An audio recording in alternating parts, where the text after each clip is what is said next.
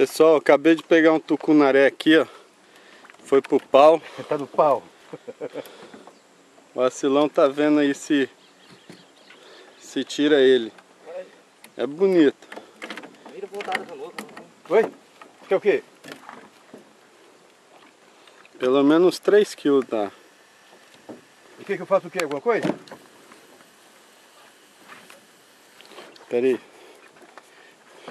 Enrola aqui, ó, Hernando.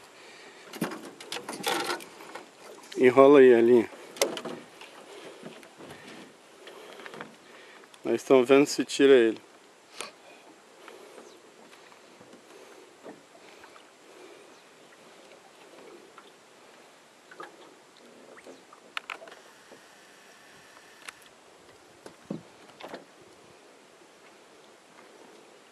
Tá agarrado ainda?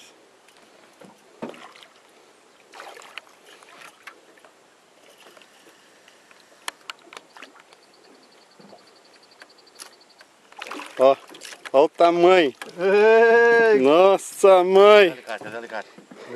Alicate. Vai lá na frente. Isso aí... Assim mesmo. Deixa eu pegar que o filho é meu.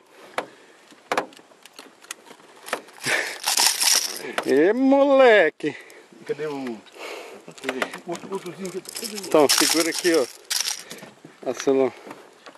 Cadê o outrozinho que tava aqui? Olha o tamanho desse tucunaré, gente. 3 kg. Cadê o outro desgramado aqui? Olha. O alicatinho tá aí. Eu tava com ele aqui, pô. Tô filmando, direto.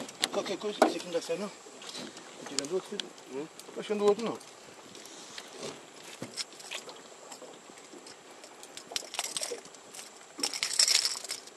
Filmar até a soltura dele, tá, ô? Beleza. Rapaz, ele pegou, foi pro pau.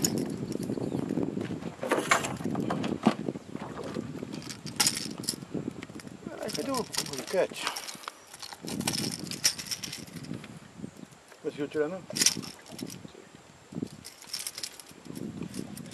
Vou botar ele aqui um pouquinho. Vai querer foto? Não.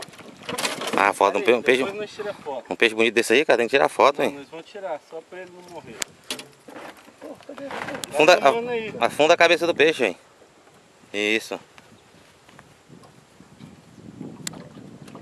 Ele tá cansado, Tá. ele tava no pau.